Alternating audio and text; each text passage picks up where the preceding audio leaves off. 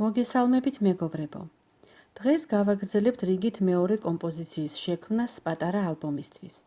თუ პირველი კომპოზიცია წარმოადგენდა ფლორისა და სიმეტრიული ორნამენტის ერთობლიობას, ამჯერად გვექნება მხოლოდ მცენარეული მოტივები. სივრცე განკუთვნილი ძირითადი კომპოზიციისთვის და დეკორატიული ბორტი ამ შემთხვევაშიც გამყოფითაა განცალკევებული. ასე იქნება მომავალ ნამუშევრებშიც.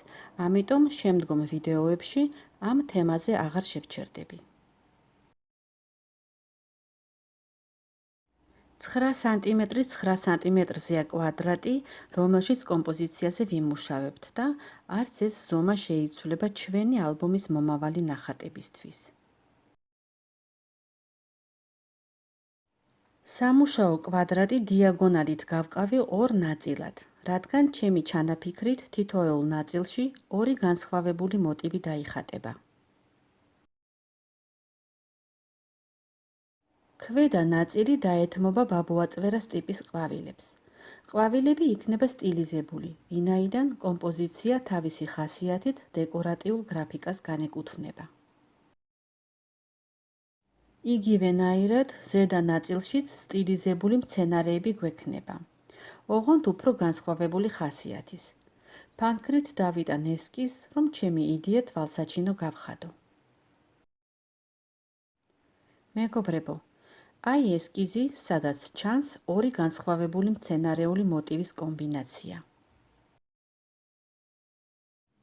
როგორც ხედავთ, ქვედა ნაწილი უჭირავთ მრგვალი ფორმის ყვავილებს და აქცენტი უშუალოდ ყვავილედებზეა გაკეთებული.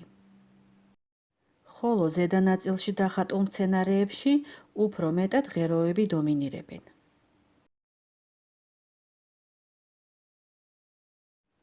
ესკიზის დაკონტურებისთვის გამოვიყენებ გელის კალმებს ზომით 0,05 და 0,5 მილიმეტრი.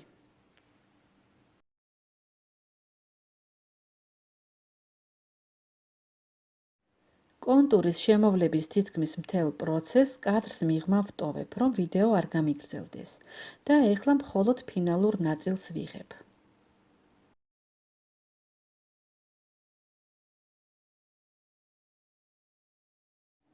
უკვე მკვეთრად ჩანს ყველა დეტალი და შემიძლია დაფერვას შევუდგე. დაფერვას დავიწყებ ღეროვანი მცენარეებიდან, ტონით, რომელსაც ბალახისფერს ვეძახი.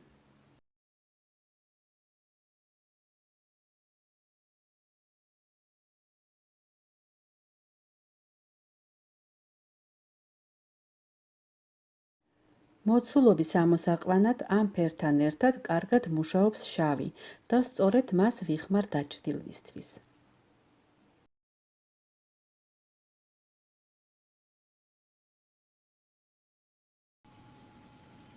ეხლაც დაფერვის პროცესის მხოლოდ თავი და ბოლო გაჩვენეთ. გადავდივარ ყვავილედების დამუშავებაზე. ყვავილედებისთვის შევარჩიე ორი ტონი. მოლურჯო ნაცრისფერი და მონაცრისფრო ლურჯი. არ გაგეღიმოთ, მართლა ასეთი ჩამქრალი ლამაზი ფერებია, თუმცა სამწუხაროდ კამერა სიმჭახეს ანიჭებს და ამ ტონალობებს ზუსტად ვერ გადმოსცემს.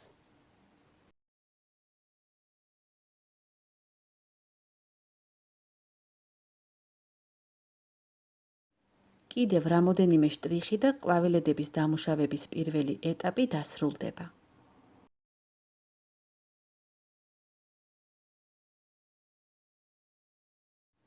რაც შეეხება შემდეგ ეტაპს, უნდა დაიფეროს ყვავილედის გულთან მიმდებარე სივრცე. ამისთვის კი შევარჩიე სტაფილოსფერის ჩამქრალი ძალიან ნაზი ჰაეროვანი ტონი.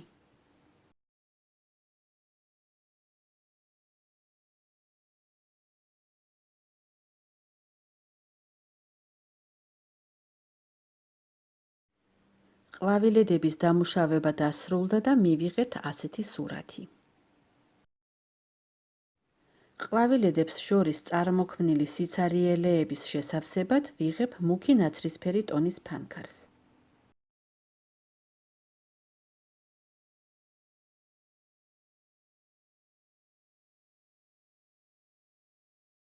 სიმუქე რომ უფრო კონტრასტული გახდეს, დამჭირდება შავი ფერის გადასმა.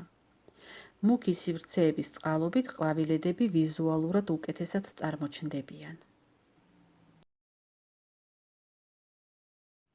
იგივე ნაცრისფერს გამოვიყენებ ყვავილედების მიმდებარედ ღეროებს შორის სივრცის შესავსებად.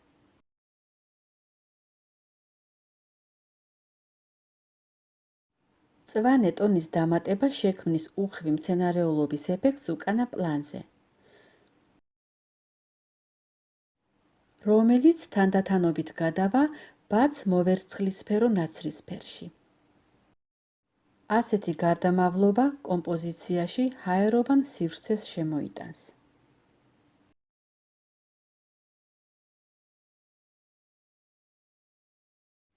თავის მხრივ მოვერცხლისფერო ნაცრისფერს სურათის სულ ზედა ნაწილში რბილად გადავიყვან ყვითელ ტონში, რითაც ნისლს შორის შეჭრილი მზის სინათლის ეფექტი შეიქმნება. თეთრი გელის კალამი ძალიან კარგია დეკორირებისთვის. ყვავილედებსა და ღეროებს შორის მუქ სივრცეებს პატარა თეთრი წერტილებით გავაფორმებ, რაც ბოლო შტრიხი იქნება ჩვენი ძირითადი კომპოზიციისა და შეიძლება ითქვას ოდნავ ზღაპრულ იერსაც კი მიანიჭებს მას.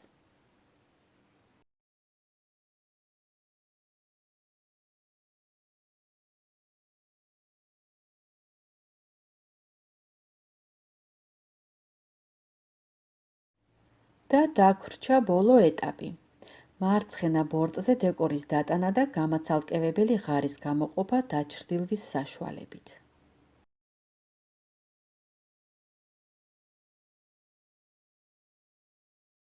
ბორტისთვის შევარჩიე კომპოზიციის თემის შესაფერისი მცენარეული დეკორი, რომელიც კადრს მიღმა დავაკონტურე და თქვენ ახლა ხედავთ, რომ დავიწყე კიდევაც ფოთლების შუქ ჩრდილით დამუშავება ბრტყელი ნახატისთვის მოცულობის ეფექტის მისაცემად.